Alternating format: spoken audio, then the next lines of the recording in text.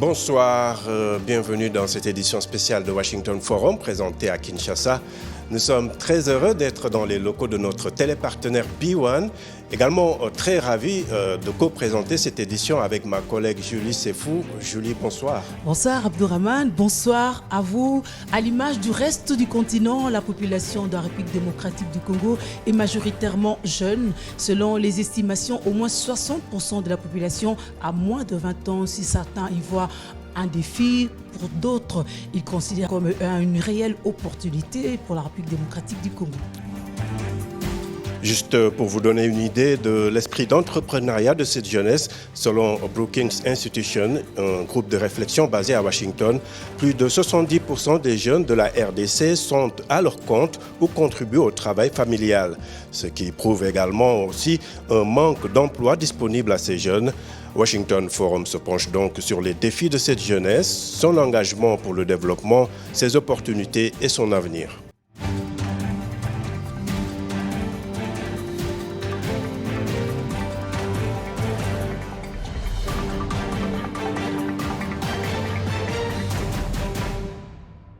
Pour le débat de ce soir, nous avons trois invités. Anthony Vano Mwanga, chargé de projet à la Fondation Bomoko. Bonsoir. Bonsoir.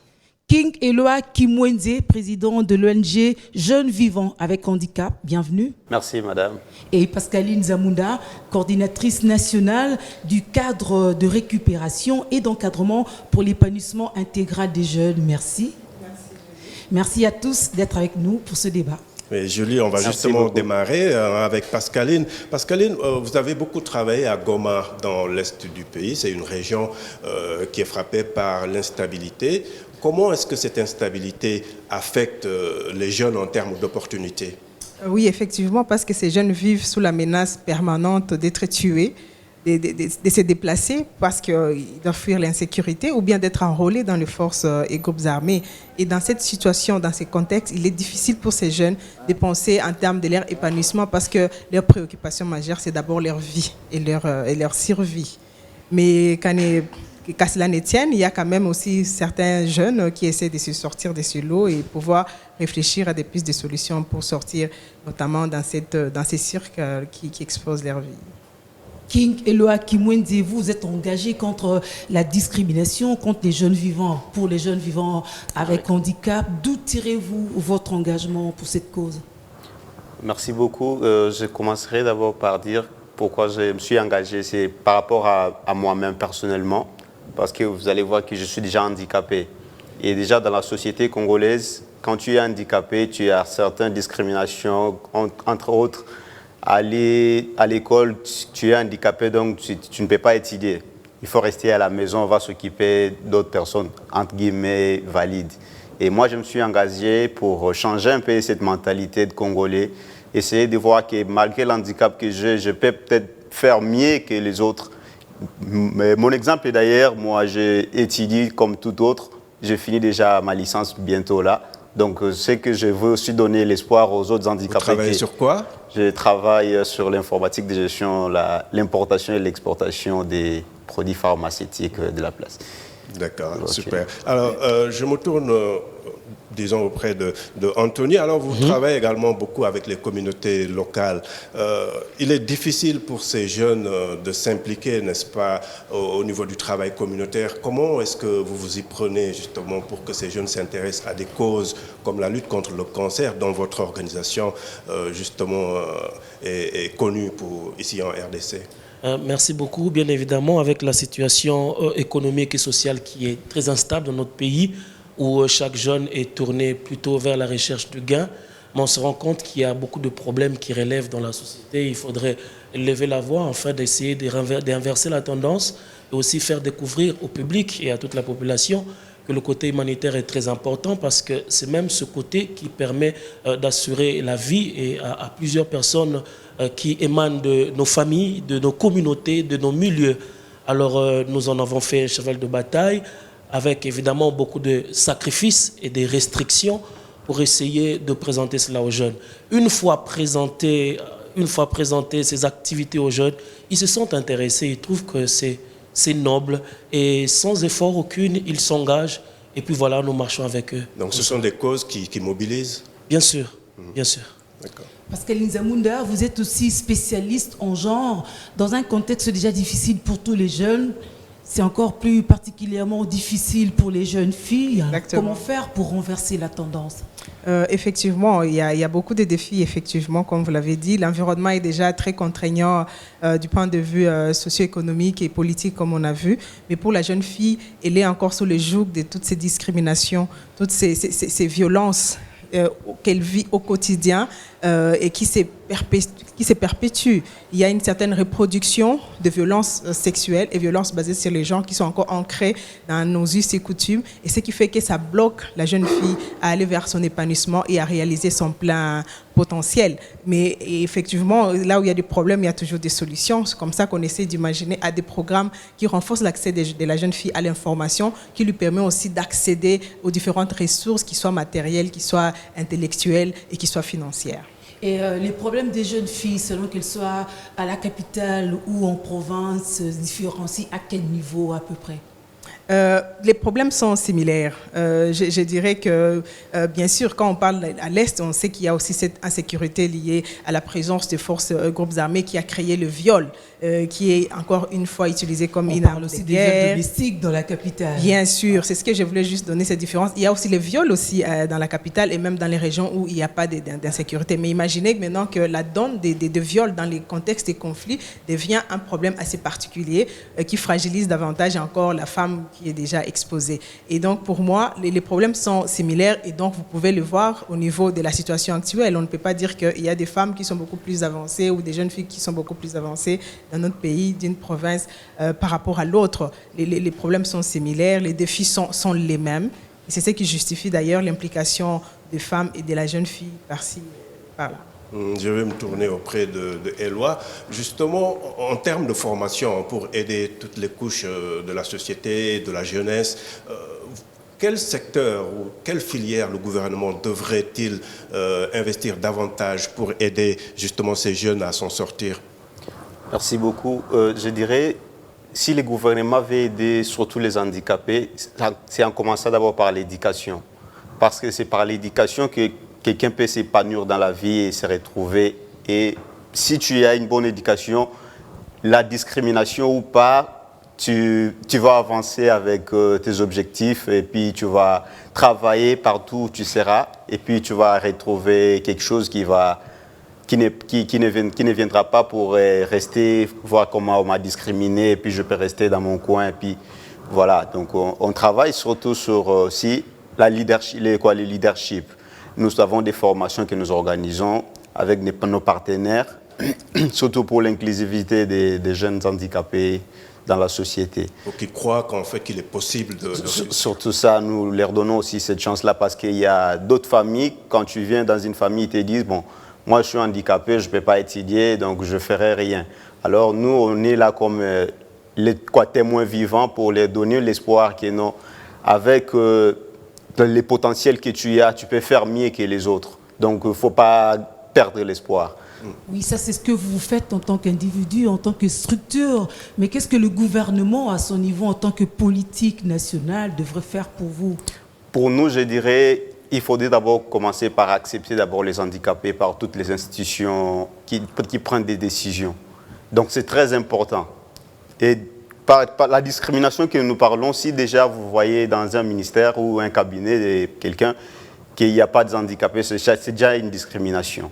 Donc on veut voir dans toutes les dispositions des preneurs de décisions que nous puissions aussi avoir des handicapés dedans. Et là, ça va nous donner l'espoir que non, les combats que nous sommes en train de mener, et il y a le gouvernement qui nous soutient aussi à ça. Mais surtout dans le recrutement, dans la fonction publique. Surtout ça, oui, exactement. Tout à fait. Mais ils ont enfin tout un ministère des personnes avec handicap dirigé par une femme. Nous remercions déjà le président parce qu'il a quand même écouté ce qu'a été notre besoin, notre souci, et il a réagi. Donc merci beaucoup, le président. Alors on va parler du système éducatif avec vous, Anthony. Quelle est votre lecture de ce système par rapport à l'emploi en République démocratique du Congo?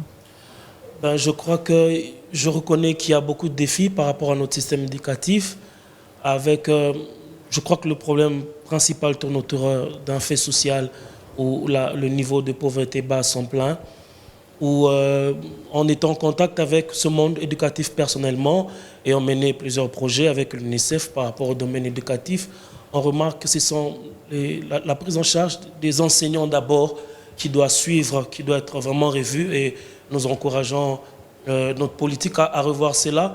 Mais aussi, je crois que c'est de la responsabilité. La gratuité de l'enseignement de base. La gratuité déjà qui est une très bonne chose. Donc là, nous sommes dans la faisabilité qui est une chose très importante. On ne le sent peut-être pas de la même manière dans la capitale que dans les provinces, dans les coins reculés.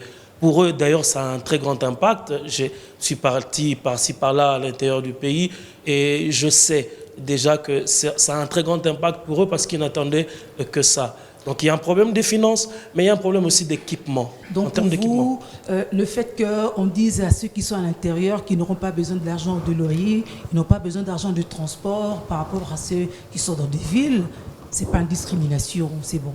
C'est logique, c'est justice. Mais évidemment, ça avance à deux niveaux, ça avance à deux vitesses. Je crois que le contexte de la ville doit être pris d'une manière et le contexte rural doit être pris aussi d'une certaine manière. Je crois même que le ministère est en train de mener des études pour savoir un peu faire la différence entre ces deux mondes, parce qu'il y a deux réalités différentes. Mais je crois... Est-ce qu'on ne voit pas quand même une certaine cassure avec la mise en application de cette nouvelle mesure?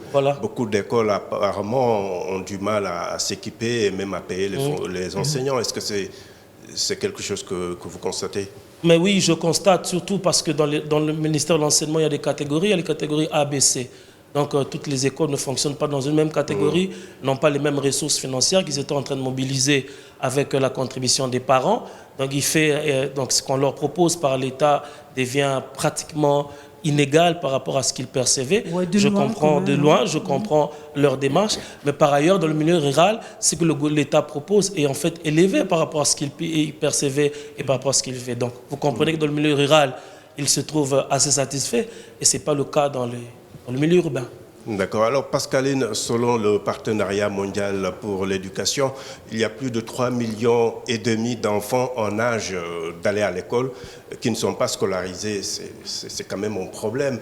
Que font des organisations comme la vôtre pour justement essayer d'aider ces enfants qui quand même ont droit à l'opportunité d'étudier et de réussir dans la vie?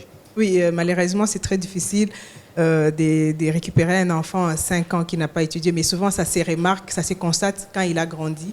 Il devient jeune, il devient oisif parce qu'il est bon à rien, comme on le dit un peu dans notre société. Et à ce moment, il devient même une menace pour toute la société. Aujourd'hui, ici, à Kinshasa, on parle du phénomène Kuluna. À l'Est, il y a des phénomènes Maïbobo, les enfants de la rue. C'est les jeunes de la rue, c'est ça? Les jeunes de la rue qui sèment aujourd'hui l'insécurité grandissante. Ils sont en train de se livrer à des tueries, à des enlèvements, à des viols. Et c'est devenu un phénomène incontrôlable, même pour le gouvernement. Et donc, vous vous rendez compte que quand c'est encore un enfant, on peut négliger. Mais quand ça devient un jeune qui est capable de rétorquer, ça devient un problème très sérieux. Et donc, nous, ce qu'on essaie de faire, c'est de redonner une seconde chance à ces jeunes pour voir s'il n'y a pas moyen qu'ils les suivent le cursus normal, donc réintégrer l'école. On leur offre des formations extra-parascolaires, des formations qualifiantes en informatique, en entrepreneuriat, avec des domaines bien productifs. Et donc, on espère qu'avec ça, ces jeunes peuvent se rendre encore utiles à la société et pour eux-mêmes. Mais l'essentiel, comme on a dit ici, c'est d'insister, donner la chance aux enfants, quand ils sont encore jeunes, d'intégrer l'école. L'égalité des chances est garantie par la Constitution congolaise qui dit loi. Que faut-il faire pour donner la chance à tous les jeunes, notamment aux jeunes vivant avec handicap, pour qui votre ONG se bat? La chance que nous pouvons donner aux handicapés, je pourrais dire rien que l'éducation. L'éducation, c'est la base. Donc quand quelqu'un est bien éduqué, il va se retrouver, comme je le disais tantôt. Donc, s'il faut continuer aussi avec des formations, peut-être, ça pourrait aussi les aider, des formations, des renforcements de capacités en leadership, développement personnel. Un handicapé peut se retrouver dans la vie. Et puis, il n'y aura pas aussi plus des handicapés dans la rue comme nous le retrouvons Donc ça peut aussi diminuer les taux des handicapés dans la société. Est-ce que la discrimination, ce n'est pas le fait de se discriminer soi-même aussi? Parce c'est ça aussi. On remarque aussi qu'il y a beaucoup de personnes avec handicap qui sont à la merci de tout le monde. On se demande, est-ce qu'ils ne peuvent vraiment pas s'accepter? Surtout ce que nous sommes en train de dire, l'handicap, c'est un état d'esprit. Quand tu arrives déjà à s'accepter, tu vas voir que l'handicap n'est pas en toi. Donc il faut déjà commencer à s'accepter malgré ton handicap, que ça soit comme ça, que ça ne changera pas. Toi, avance avec ce que tu veux, ce que tu as comme potentialité et tu verras que tu vas aller plus loin que ton handicap. Alors, nous avons demandé à nos téléspectateurs de nous envoyer des messages sur Facebook sur comment ils voient l'avenir de la jeunesse de la République démocratique du Congo. On va les suivre. Justement, on commence avec Lambert Chile, qui est à Mbujimaï. Il dit ceci: en tant que jeune, je veux que notre système éducatif soit renforcé car c'est le cerveau de la nation. Il nous faut doter nos universités de centres de recherche et d'infrastructures adéquates pour faciliter l'exploitation de nos potentialités. Justin Kidiangabia, il nous écrit de Lubumbashi: je vais être le plus grand ingénieur du pays. C'est pourquoi je demande au gouvernement de nous aider avec la création d'emplois sur toute l'étendue du territoire. Et également, Moïse Rubenga, plutôt à Goma, lui, il rêve d'un pays fort où il sera facile d'aller de l'est à l'ouest, du nord au sud, par la route et en un temps record, dit-il. Un pays où il y aura réellement la paix. Daniel Issa, il est à Kinshasa et il a un conseil. Il dit, les jeunes doivent comprendre que le bonheur n'est pas seulement au bureau, mais qu'on peut aussi être utile en étant jardinier, maçon, and so on. Voilà, beaucoup de messages, hein, ce sont juste quelques-uns des messages qu'on a sélectionnés pour vous. Et nous aurons peut-être l'occasion d'avoir, disons, les réactions de nos invités. Le temps de marquer une petite pause et de nous retrouver pour la seconde partie de Washington Forum.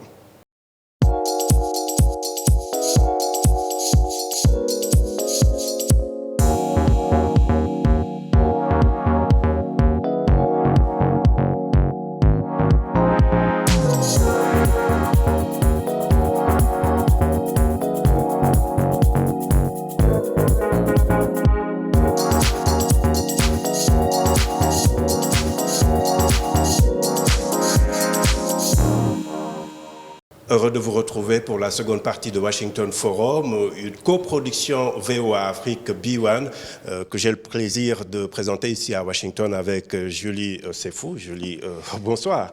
Bonsoir, je vous rappelle nos invités de ce soir. Anthony Vanomwanga, chargé de projet à la Fondation Bomoko. Merci de continuer avec nous. Merci. Nous avons King Eloi, président de l'ONG Jeunes Vivants avec Handicap.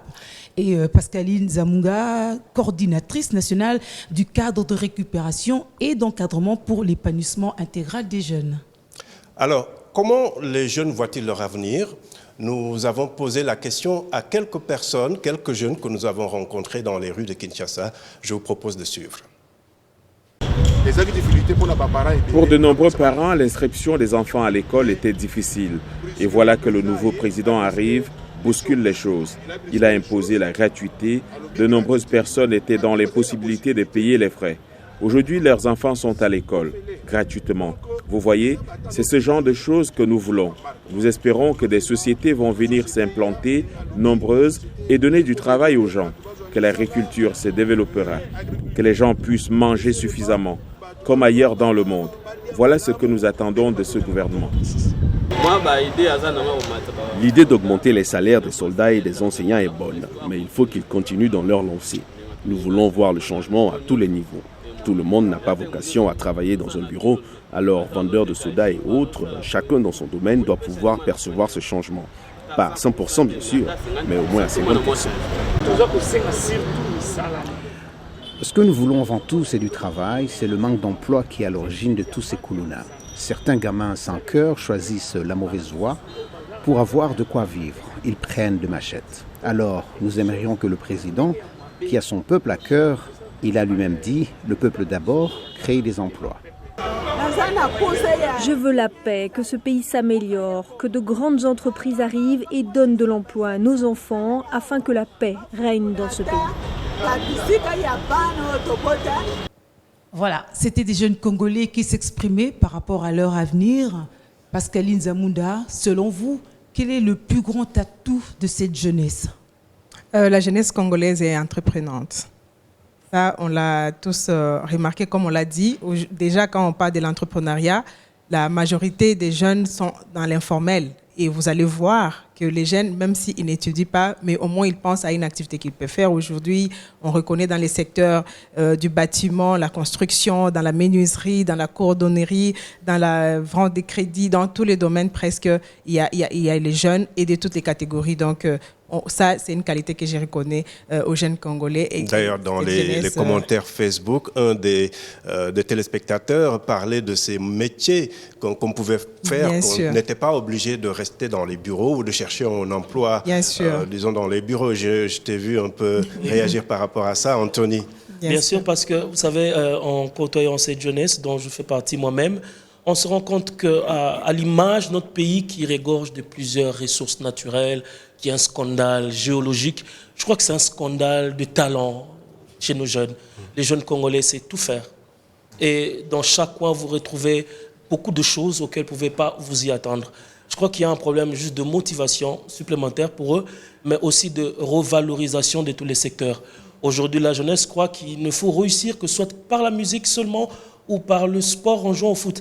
Ils ne savent pas que l'art, le métier, toutes sortes d'activités qu'ils peuvent faire sont génératrices aussi des revenus et fera aussi qu'ils puissent s'épanouir chacun dans son secteur. Je crois que c'est même cette lutte que nous menons en fait, de valoriser et de motiver cette jeunesse. Elle a d'abord pas besoin d'argent, mais besoin d'être motivée. Elle a besoin que l'on croit en elle. Il n'y a pas de Ces jeunes ont besoin métier, qu'on croit en elle. Et voilà. Et je crois que ça pourra être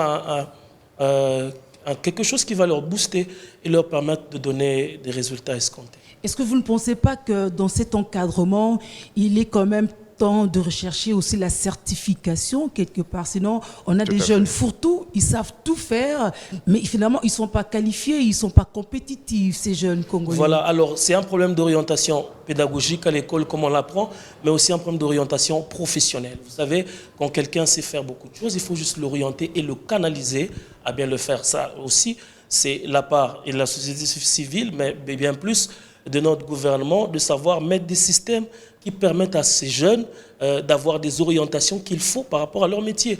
Aujourd'hui, tout le monde croit qu'il faut faire l'université pour être quelqu'un de valeur, mais déjà avec un diplôme d'État et une réinsertion professionnelle pour rejoindre mon frère des personnes vivant avec un handicap, vous verrez qu'avec ce qu'ils savent faire, dans cette réinsertion professionnelle, en apprenant les métiers ou les arts, ils peuvent bien s'orienter et ils pourront bien évoluer. Peut-être que le chef de l'État a une bonne volonté en mettant sur pied tout un ministère de la formation professionnelle, arts et métiers.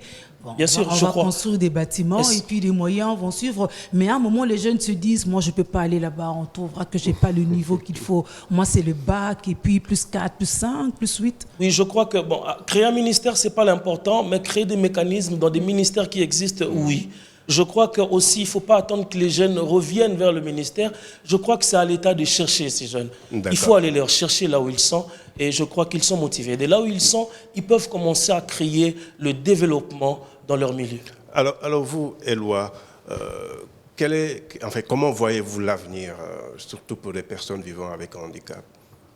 Je rêve d'un avenir des personnes handicapées au Congo qui se sentira à l'aise de là où il est, d'entreprendre dans le métier où il se sent capable et surtout de promouvoir son talent et s'épanouir dans ce qu'il fait. Donc déjà, on a quelques handicapés qui vous font des histoires que tu vas voir, à quoi sert son handicap, parce qu'il fait déjà des grandes choses que tu vas voir que même les personnes, entre guillemets, valides, ne peut jamais le faire. Alors, il suffit juste de promouvoir ce qu'il est en train de faire et lui donner des chances qu'il puisse évoluer avec ce qu'il fait. Donc, c'est ce que je suis en train de rêver d'un handicapé avec qui il vient avec un projet quelque part et il trouve des gens qui peuvent les booster et lui laisser se retrouver dans ce qu'il fait. Alors, il y a aussi les infrastructures adaptées pour les personnes handicapées. On a quelqu'un qui, dans les commentaires Facebook, qui parlait des routes pour aller de l'est à l'ouest, du nord au sud. il faut aussi, et ça, ce n'est pas spécifique à la RDC, beaucoup de pays africains, malheureusement, n'ont pas de structures adaptées pour les personnes handicapées. Nous avons du mal, surtout de ces côtés-là, presque dans tout le bureau ici au Congo. C'est un peu compliqué pour qu'un handicapé, celui qui a une chaise roulante ou moi avec des béquilles, c'est un peu compliqué. Donc, il n'y a pas encore vraiment... pour que les aveugles puissent lire. C'est trop compliqué. Alors, les bâtiments ne sont pas vraiment adaptés avec des handicapés. Donc, c'est un message que je voulais aussi lancer peut-être au gouvernement. Parce qu'en construisant les bâtiments ou leurs maisons ou quoi, il faut toujours penser qu'il y a un handicapé dans la société qui peut nous rejoindre ici. Il faut toujours penser à mettre les marchepieds pour qu'un handicapé puisse s'en servir. C'est très important. Donc déjà, dès que vous ne mettez pas des marchepieds, donc vous m'écartez déjà de venir chez toi. Donc il n'y a pas moyen de discrimination. On appelle ça une rampe en termes techniques. Je suis domaine technique aussi. Donc, mais je tiens à préciser à mon ami que déjà dans le domaine d'architecture, tous les bâtiments publics, tous les plans qui sont faits à l'université, à l'ISAU, à l'INBTP, ils tiennent compte. Souvent, ce sont les bâtiments privés, mais sinon, tous les bâtiments publics aujourd'hui, ils tiennent compte des rampes. C'est vraiment une exigence parce qu'évidemment... Et pour les vieux bâtiments... Une goutte d'eau dans la mer. C'est un problème. On essaye. Je crois que c'est à l'État, au gouvernement de réglementer, d'appuyer un peu plus sur l'accélérateur lors de l'octroi de permis de construire, de vérifier maintenant si on tient compte vraiment de cet aspect-là. Je crois que ça va résoudre. C'est à ce niveau-là. Voilà. Alors vous êtes tous, j'ai envie de dire, entrepreneurs. Vous vous battez pour que notre jeunesse puisse sortir de l'eau. À votre niveau, chacun apporte quelque chose.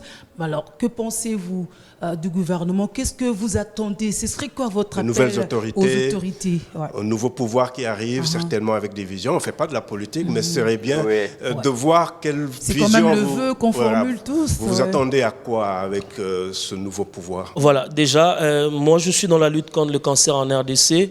Il n'existe pas dans mon pays de programme national de lutte contre le cancer. Le cancer, cette maladie n'est pas encore une priorité de santé publique dans mon pays. Nous sommes en train de faire ce plaidoyer auprès de notre gouvernement afin de mettre un programme qui va réglementer un peu toutes ces actions que nous faisons en synergie avec d'autres structures et associations qui militent pour la même cause avec nous. Ça, c'est premièrement. Deuxièmement, nous travaillons depuis des années sans subvention, sans soutien aucune. Et nous militons par nos propres efforts et nous attendons à ce que le gouvernement nous appuie aussi dans l'action. Nous serons dynamiques. Et vous, Pascaline? Oui, on a des très belles lois qui prennent en compte la question de la jeunesse et de la femme d'ailleurs.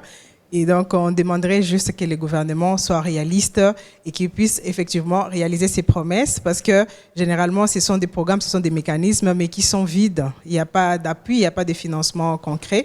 Alors, comme on sait que c'est une urgence aujourd'hui qui est d'investir dans la jeunesse, on voudrait réellement qu'on sorte des domaines politiques, politiciennes et qu'on agisse vraiment.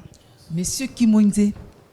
Oui, je dirais déjà merci parce qu'on s'entendait que le gouvernement puisse déjà donner même un ministère pour les jeunes handicapés, les personnes handicapées, comme il l'a déjà fait, et que ça ne soit pas juste un ministère là, que les gens qui viendront au bureau travailler, mais on veut vraiment travailler pour ces personnes-là, parce que ce n'est pas pour le bureau qu'ils ont donné, parce que donner déjà un ministère, c'est une discrimination aussi.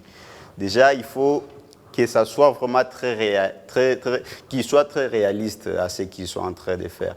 Donc, ils sont en train d'aller vers le quota.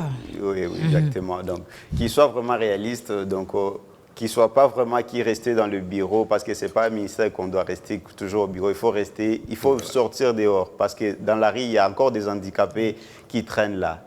Ils ont besoin du soutien du gouvernement surtout. Merci. Et nous arrivons à la fin de ce Washington Forum. Merci à nos invités. Merci. Merci à vous qui nous avez suivis.